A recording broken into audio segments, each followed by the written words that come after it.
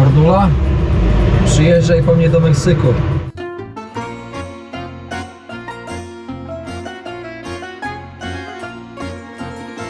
Witam Państwa bardzo serdecznie w nowym odcinku z Meksyku. W drugim odcinku zapraszam do oglądania. Pamiętajcie, moi drodzy, aby zostawić łapeczkę, komentarz i rzecz jasna podać odcinek dalej. Poczta sandałowa jest niezmiernie ważna w rozwoju kanału i rozwoju wszystkiego tego, co oglądacie. Zapraszam.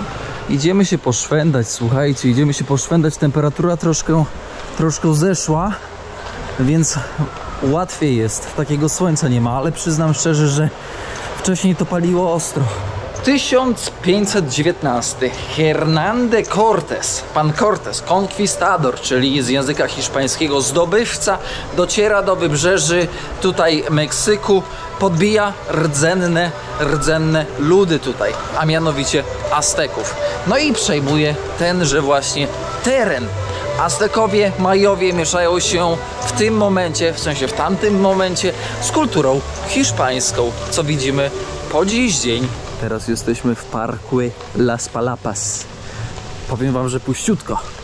Puściutko, nie ma ludzi, nie ma turystów. W sumie dziwię się, ale z drugiej strony do szkoły ktoś musi chodzić, żeby później ktoś był wykształcony i żeby ktoś mógł pracować. Moi drodzy, Palapas. Powiem wam szczerze, że wolę, jak jest tak pusto, niż żeby były tutaj tłumy takich turystów jak ja. Turystów. Może występ podróżniczy dla widowni w Cancunie? Cicho, spokojnie.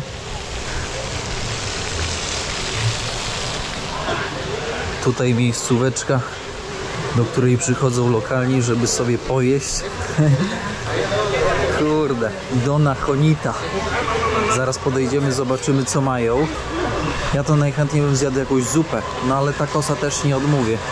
Najlepsze jest to, że po angielsku nie nada. O, tutaj rysunki są. No, ziomek zadbał. Co my tu mamy? Pozole.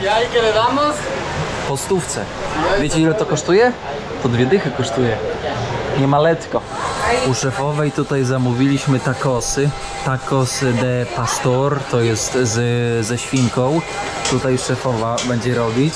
Tutaj macie różne jeszcze, zobaczcie, też takosy. No przeróżne, z kurczakiem można zamówić, z piklami, z cebulką, z rybą. Szefowa tutaj wam obrobi wszystko. Cebulka można sobie brać, tutaj pikle, tutaj są nie spicy, jakieś takie z awokado chyba, a tutaj już jest jakiś sosik bardziej taki mocniejszy. No więc proszę zobaczyć, no do wyboru, do koloru. Jeszcze te tamale to jest całkiem spoko. Będę musiał wam pokazać, na razie nie będę wam wspominać, bo jeżeli nie zamówiłem, to ciężko tak wymyślić. Pamiętajcie zasady, tam gdzie lokalni, tam dobre jedzenie. Tam gdzie turyści, tam słabe jedzenie. Zawsze kierujcie się ilością lokalnych, bo lokalni wiedzą, gdzie dobrze karmią. Andrzeje tutaj na wyżerkę wpadli. Andrzej. Rotacos. Muchos gracias. Dale, amigo. Dziękuję. Tutaj szefowa dała. Cebulki weźmiemy, żeby troszkę flory bakteryjnej wzbogacić. Weźmiemy trochę pikli, bo lubimy. Pikle są zawsze spoko, a to chyba nie pikle, to w sumie papryczka, więc nie będziemy szaleć. I weźmiemy sosu. Spróbujemy tego, spróbujemy. O. I spróbujemy tego czerwonego. No właśnie, szefowo. Dobra. No i elegancko. Do próbowania. Takosy ładnie wyglądają, ale niestety no muszę tutaj być trochę cebulą i powiedzieć, że mało. Za 20 zł w Meksyku to mało.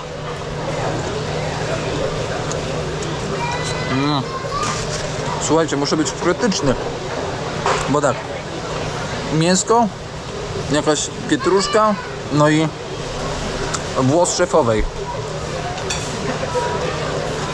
Taki bez smaku trochę. No dobra, dałem ten sosik, ale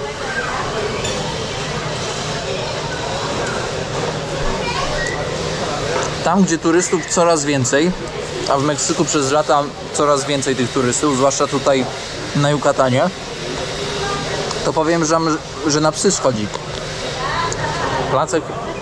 Placek tortilla jest robiony z mąki kukurydzianej.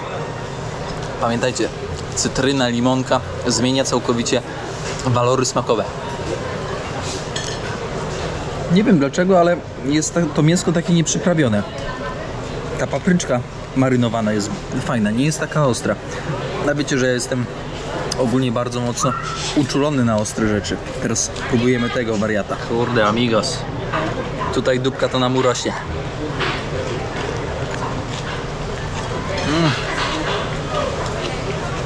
Cebulka i te pikle robią robotę. Nie mogę powiedzieć, że się najadłem, mogę powiedzieć, że się podjadłem. I to będzie najlepsze do tego określenie. No, I'm full. Gracias. Poblano. Prawie jak Polano. Taka wymarła dzielnica. Idę kościoła szukać, bo kościoły tutaj popularne. No expedition. Gracias.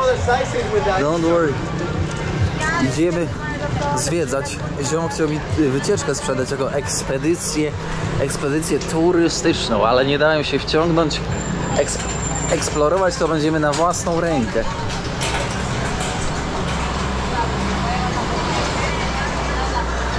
A może ja bym sobie tatuaż zrobił? Albo kolczyka?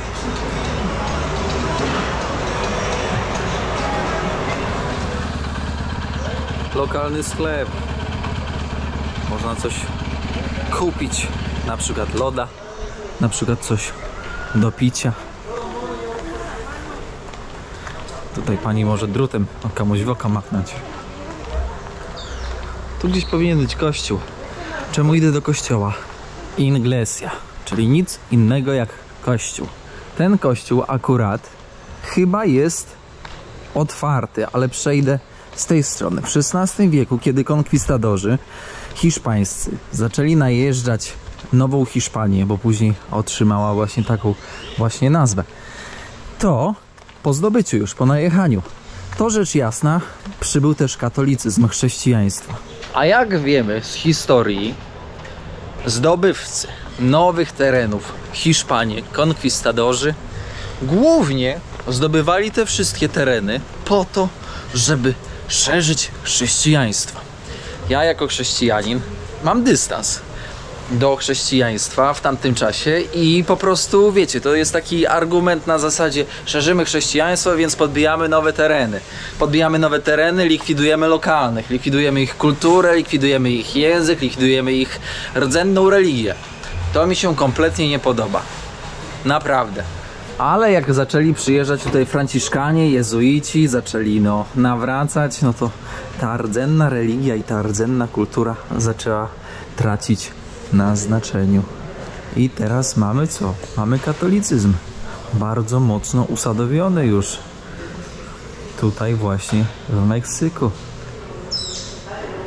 I tutaj po prawej stronie mamy świętą Matkę z Guadalupe, która objawiła się w obrębie miasta Meksyk, stolicy dzisiejszej, świętemu Juanowi Diego. 12 grudnia 1531 roku jest to data najstarszego objawienia Matki Bożej w historii chrześcijaństwa.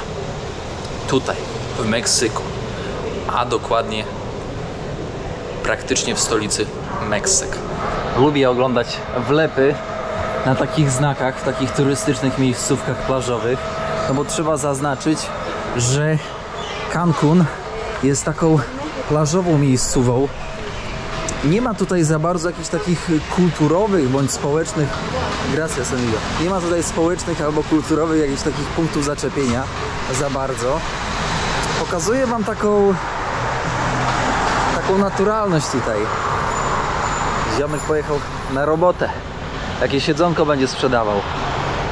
Takie budki policyjne. Jakiś amigo sobie tutaj siedzi i obserwuje nad bezpieczeństwem. Jest i pulpetinka meksykańska. Witam serdecznie, pulpetino. O matko święta, no jak my się dawno nie widzieliśmy. Pogłaskam pod uchem, czy nie pogłaskam pod uchem? Witam serdecznie. Nie boimy się, nie boimy się. Pulpetinko. Meksykańska, cancuńska. Andrzej, wariacie, ty już w tym Meksyku to osiwiałeś. Już ja ciebie w ogóle nie poznałem. Dziku. Jak się tak buja? O, proszę bardzo. Czyżby to były języki teściowej? Piękne. Piękne. Oczyszczają powietrze. W mieszkaniach trzeba trzymać. Piękne, taką sadzonkę to bym wziął tą. Ale jeszcze nie wiadomo, ile będę w podróży, więc nie będziemy tutaj szaleć. Ale polecam wam. To jest ratusz. Konstrukcja prosta, nawiązująca tak mniej więcej do lat 70., kiedy to miasto zaczynało nabierać większego rozmachu. Tutaj podejmuje się, rzecz jasna, wszelkiego rodzaju decyzje związane z zarządzaniem miastem. Benito Juarez Garcia, urodzony w 1806 roku, rdzenny mieszkaniec Meksyku, pochodzący z rodu, z ludu w sumie, Zapoteków. No i gość, polityk, gość, który miał łeb na karku.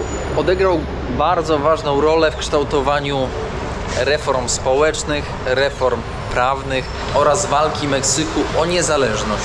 Tutaj w Meksyku jest, nie wiem, z 35 stopni, powiem wam. I jest po prostu tak pusto. Czuję się, jakbym był w jakiejś miejscowości, która uległa jakiejś zagładzie, bo autentycznie nie ma po prostu w ogóle ludzi. Dobra, ja sobie tutaj w ratuszu z toalety skorzystam. W razie czego to tutaj jest toaleta z Afrikola. Baños hombres, czyli dla mężczyzn.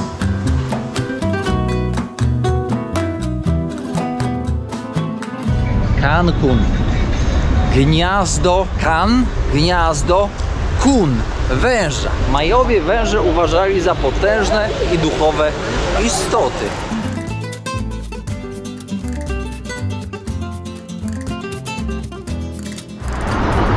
Chłopaki po robocie wracają z roboty, zmęczeni.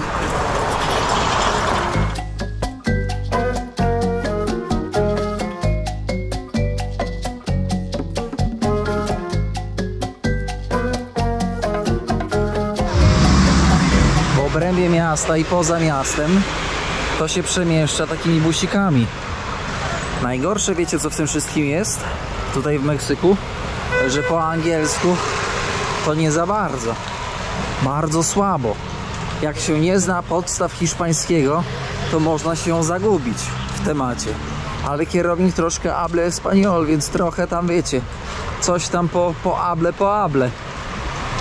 Tutaj widzę, że troszkę więcej tych turystów, a to wszystko, zobaczcie, trabajajo, czyli z pracy wracają. Wyczuwam tacos, wyczuwam intensywny zapach sera. Tutaj jakieś, zobaczcie, chlebki z serem. Co to jest? Ale zapach intensywny. Ale ja już taki najedzony. Tego syfilisu nie jemy. Lokalny jemy. Hello. Tego syfilisu właśnie ten wspieramy lokalnych. Bo powiem wam, że te wymysły nowego świata, to one guzik smakują. Naprawdę lepiej zjeść tacosy niż McDolanosy. A tutaj owoce w torebkach i chrupki takie. To jest dość popularne, żeby, wiecie, sobie tak przekąsić. Coś, co nieco, że tak określę to. Tutaj też tacosy ziomek robi. Wszędzie tacosy. Tortilla, tortilla, tortilla. Wszędzie jest tortilla. Ewentualnie do tego kola, trochę mięsa i pojechali. Tutaj znowu ktoś na własną rękę próbuje wymierzyć sprawiedliwość tutaj w Meksyku. 500 tysięcy pesos. A tutaj do elektryków, jakby chcieli wpaść na robotę do Meksyku, to ogarnąć skrzynkę, no to można. Ogólnie robota się pali w dłoniach i czeka na was. Ludzie ogólnie tutaj bardzo niscy. Ode mnie średnio o 2 głowy niżsi. I to widać. Ja mam metr, tak żebyście mieli pogląd, ja mam 1,85 m, 1,80 m, no może 6, 5, coś w ten deseń. Ale ziomek styrany robotą, ja pitole, ty. Kurde, musiał gdzieś na tym, na budowie zasuwać. Chrupki, owoce.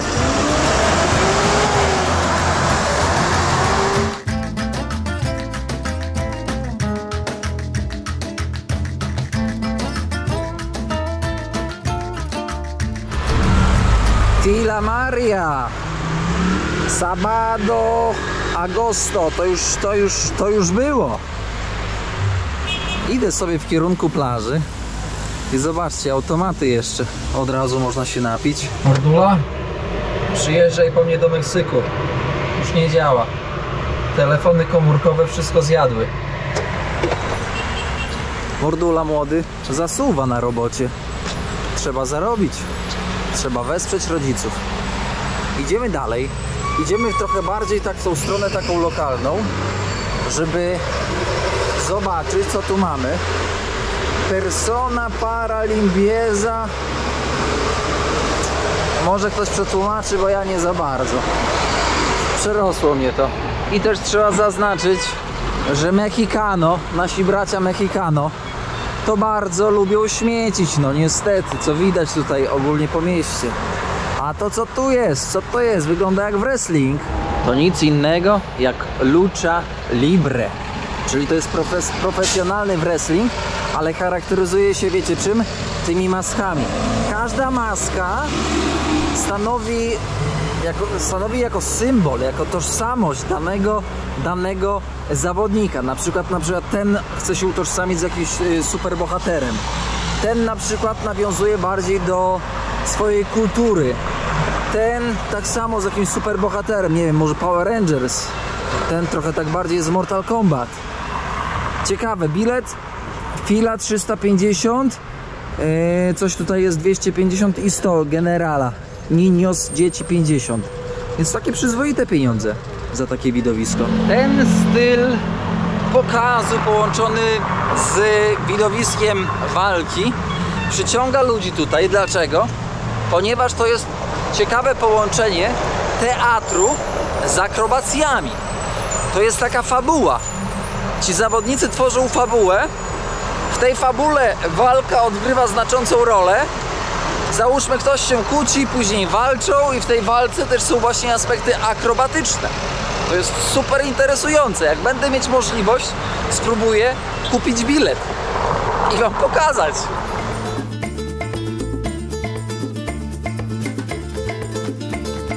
Nasi bracia, wszędzie mamy braci. Pozdrawiamy wszystkich świadków Jehowych na kanale. Lentes, okularki, dla dziewczyn kwiaty. Ja to za kwiatami, moi drodzy, nie przepadam. Wiecie co? One są dla mnie tak ulotne. Co tu szefowa leje? Coś w torbę pakowała. Sale.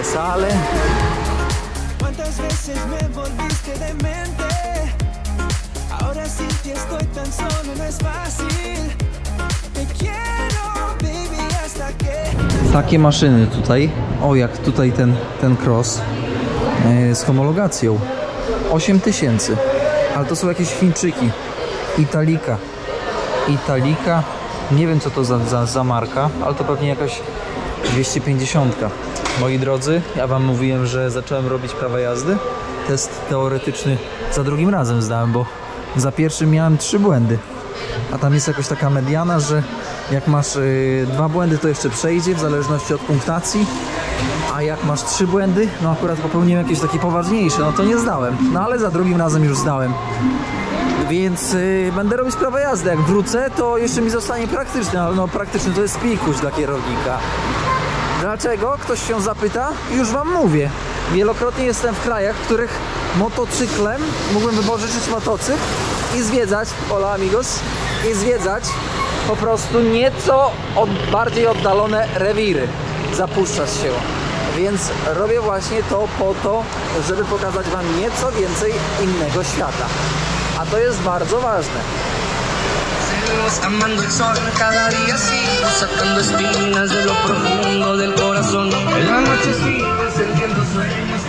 Zwróćcie uwagę na obuwie mężczyzn. Rzecz jasna, jedni będą chodzić w sandałach, drudzy będą chodzić w traperach. Ale jakim w tych traperach nie jest gorąco, to ja nie wiem.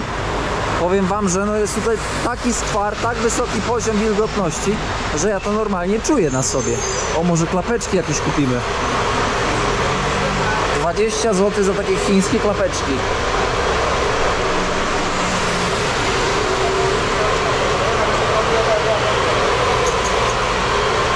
O, O, za 59. Nowe klapki na pokładzie, jak to daleko. 15 zł i będą służyć po wsze czasy. Zobaczycie jeszcze. Nie jeden kraj obdepczą. Chińczyki. Chińczyki, moi drodzy.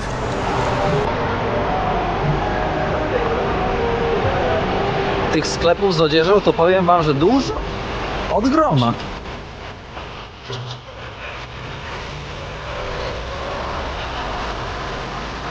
Ale zobaczcie, jakie skromne stroje. Jakieś gówno meksykańskie wlazłem i sandał mi się ślizga. Foto Cancuno. Zobaczcie, jaki z tego, z chrztu, z kościoła. Piękna seniorita.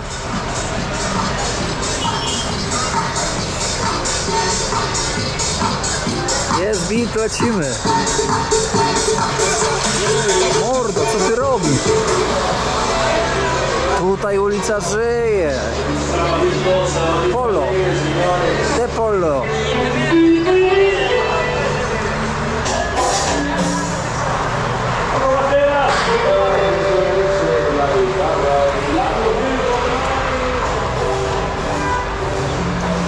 Ale pani patrzyła. Myślałem, że mi tam zje tą kamerę. Ziomeczki lokalni, którzy chcą ode mnie trochę hajsu, tacy wiecie, ej ziomek, kierowniku pożycz, załóżmy 5 peso, oddam za 200 lat.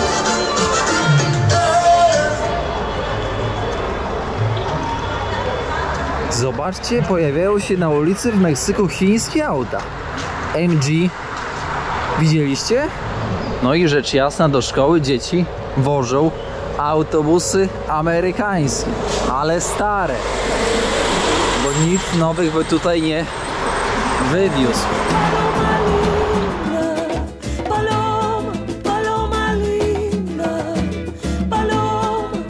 Z przyczyn kulturowych muszę się wyżalić tutaj do kamery, ponieważ mówią do mnie gringo. Green go. Oni tego nie używają w pejoratywnym znaczeniu, ale prawda jest taka, że słowo to w wolnym tłumaczeniu, no to mówi zieloni, wynoście się. Ciężko odebrać, ale ogólnie społecznie powszechnie się używa. Ziomkowi szyby na światłach chyba wyleciały. Opelek, Chevy, kondominia, takie małe bloki mieszkalne stare. Tam już nowoczesne hotele. Im bliżej wybrzeża, tym większy kontrast. Kontrast pokazujący, że turystyka ma ogromny wpływ tutaj na lokalne obszary i na to, jak się żyje ludziom. Znając życie, wiele osób sprzedało te tereny pod hotele za pewnie przyzwoite pieniądze, więc nie jest źle. Tej kultury nigdy nie zrozumiem. To są butelki. Na 99,9 to w tych butelkach jest mocz. No i te butelki po prostu sobie tutaj leżą i wegetują. Nie rozumiem tego. Nie jestem w stanie tego zrozumieć, wy pewnie też nie. Welcome in Mexico. Kierowniku kochany, ile kosztuje litr benzyny w Meksyku, w Cancunie dokładnie? Już pokazuję, już tłumaczę. Moi drodzy, najtańsza 87, 25,68 meksykańskich peso. To się przekłada na złotówki w kwocie 5 zł aktualnie. 26,50, nieco ponad 5 zł. Dużo względem ich zarobków. Z czym Meksyk ma największy problem? Andrzej, wytłumaczysz? Andrzej chapnął coś i poleciał. Moi drodzy, Meksyk ma największy problem z korupcją. Ten mural to jest protest, w sumie slogan polityczno-społeczny, który pokazuje twarze z podpisami w ogóle, z podpisami ludzi powikłanych w różnego rodzaju korupcyjne afery polityczno-społeczne, które degradują kraj od środka. No i niestety tacy właśnie ludzie ciągną Meksyk w dół. Nie pozwalają mu rozłożyć skrzydeł. Ciekawy, odważny zabieg, który bardzo mi się podoba. Norberto Riviera Carrera też jest. No oczywiście wiecie, no nie ma żadnej gałęzi społecznej, która by korupcji nie liznęła. No niech moje oczka kochane, kankuńska czarina. Jaka piękna ty. Zero strachu, zero ryzyka. Z kierownikiem zawsze bezpiecznie. Czarinka! Wizę zapomniałem w Meksyku. Mówcie co chcecie, ale pamiętajcie, że jeżeli ktoś ładuje taką bramę między domem i taki drut kolczasty tam wysoko i tutaj, no to się czegoś obawia. Ogólnie powiem wam, że są pewne aspekty wokół nas, które mówią więcej niż 1000 słów. Dawaj, Czarek! Słuchajcie, są i nasi tutaj Czarki, Pulpety i Andrzeje. Tutaj w Cancunie, moi drodzy, te wszystkie molochy turystyczne, hotele, nie hotele, trzeba otwarcie powiedzieć, że zabijają lokalne biznesy. Ktoś pyta, ale dlaczego kierowniku? No bo chodzi o to, że w lokalnym biznesie ten przedsiębiorca jest sam sobie szefem. On sobie pomalutku tam działa. A te molochy to tak, dają nocleg, all excuse me, czyli nocleg, wyżywienie, alkohol, wszystko. Zabierają możliwość drobnego zarobku, bo turysta bogaty przyjeżdża, wszystko ma podane. Nie wychodzi na miasto. Czemu? Bo niebezpiecznie. Bo coś mu się stanie. Bo okradną. Bo ogólnie brudno. Brudno na świecie jest wszędzie, moi drodzy. Tylko w zależności gdzie pójdziesz. W każdym mieście znajdziesz brudną i czystą dzielnicę. I to nie ma co porównywać krajów, że jeden kraj jest czystszy, a drugi brudniejszy. Bo to bardzo płytkie. Chłopaki sobie w piłę grają. Czekaj mordo, ty tym satem nie wariuj. Jeszcze mi sandała przejedziesz. Drodzy widzowie, szukamy Kirę. Kira, rekompensa 3 miliony peso za Kirę. Czarinka zagubiona. Szukamy w Meksyku. Nosek w kształcie serduszka. Jose, Andres, Lucy, Desiri. Ale zmęczony życiem. A po prawej policja zatrzymała gościa. Ciekawe, czy tam doszło do korupcji, czy posmarował. Takie widoki nie oznaczają nic dobrego. To oznacza, że było urwanie chmury. Mocniejsza ulewa. A taka mocniejsza ulewa i kałuże to wylęgarnia komarów. Wysoka temperatura plus woda równa się malaria. Z tym bezpieczeństwem. 2015 rok, dobijamy do brzegu Meksyku. Ja i taki jeszcze Polak spod Katowic, Mateusz. Może ogląda? Pozdrawiam serdecznie. No i ja podróżowałem przez 3 miesiące po Meksyku. On podróżował przez miesiąc chyba. I w przeciągu miesiąca to go, moi drodzy, 2 razy okradziono. Napadnięto. Czarineczka kochana nasza. Czarineczka. Do czego zmierzam? Do tego, że dużo zależy od tego, jakimi ludźmi jesteście, jaką energię wysyłacie na zewnątrz i taką otrzymujecie z powrotem. Mam takie poczucie. Bo on po miesiącu już wrócił, już nie dał rady tutaj być, nie? A ja 3 miesiące. Wchodzimy na rewiry, gdzie już czuć wodę. Pójdźmy, zobaczmy. No oj, kolejna czarinka. Jaka, zobaczcie, piękna. A z obrożą. Zdjęcie do reklamy robione kalkulatorem. A tutaj robione odkurzaczem. Tak się śmieje. Ale tak wygląda. Tędy się przedzieramy, próbujemy się przedrzeć. Dosłownie za tymi krzakami już jest plaża. Ogólnie to, żeby przebić się po prawej czarinka, nie patrzę na nią. Siemaderko. Jakaś taka spokojniejsza dzisiaj. Zamknięta droga. Ale ja chcę się przebić na plażę. I zobaczcie, nie da się po prostu tak najzwyczajniej w świecie przejść. Przebić. No mam nadzieję, że gdzieś się uda znaleźć przejście, bo to jest dosłownie tutaj za murem. Piękny niemiecki garbus. Meksykańska pulpetinka. Wychudzona. bo na diecie. Pan powiedział się cofnąć i gdzieś tutaj szukać wejścia. Ciekaw jestem, czy będę w stanie wejść za darmo na plażę. Od tej strony. Pan mówi, publiczna plaża, mordo, 500 metrów w lewo. Ja mówię, a czy tutaj by się nie można było zapakować z papierami kierowniczymi? Pan mówi, ładuj mistrzu, ładuj. No zaraz zobaczymy. I tutaj mamy skrytych wszystkich turystów, którzy przyjechali. Bo do Cancun się przyjeżdża po co? Moi drodzy, przyjeżdża się na plażę.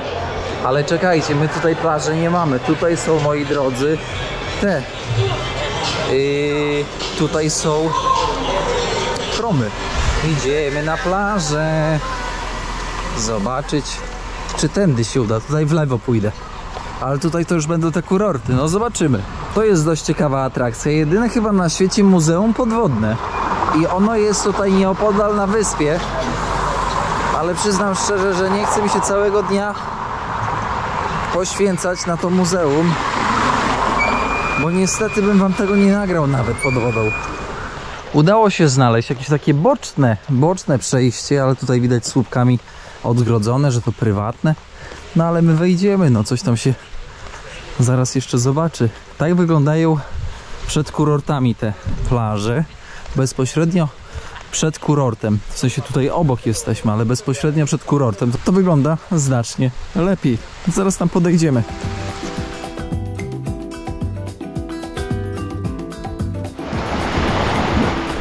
Łodzie rybackie. Lokalni tutaj sobie łowią ryby, tak zarabiają. A rybę świeżą gdzie dają? Do kurortów.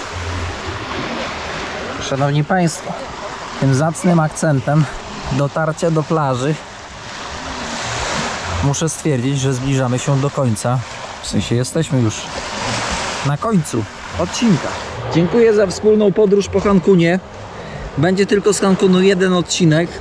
Kolejny odcinek na dniach będzie z kolejnej części Meksyku. Pewnie z drogi i z jakiegoś miejsca. Zobaczymy jeszcze, gdzie pojadę. Nie będę wam zdradzać, bo sam na razie nie wiem, tak na dobrą sprawę. Bardzo dynamicznie ten plan się podróży zmienia. Szanowni Państwo, pamiętajcie, żeby zostawić po sobie ślad węglowy w postaci komentarza, łapeczkę w postaci kciuka autostopowego i rzecz jasna poczta sandałowa, żeby odcinek dosandałował jeszcze dalej w świat. Tam. A ja idę pływać. Pa, pa.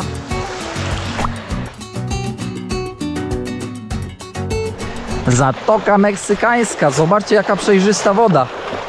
A jaka ciepła. O kurczę, jak jest ciepło. Ja pierdzielę. Ostro. Cieplutka. Ale zarąbista. W Bałtyku nigdy taka nie będzie. Nawet w najcieplejszy dzień roku. Dobra, żegnam się. Wszystkiego dobrego. Ja się bawię. A wy? Odpoczywajcie. Chciałem powiedzieć, pracujcie. Dobra, świry.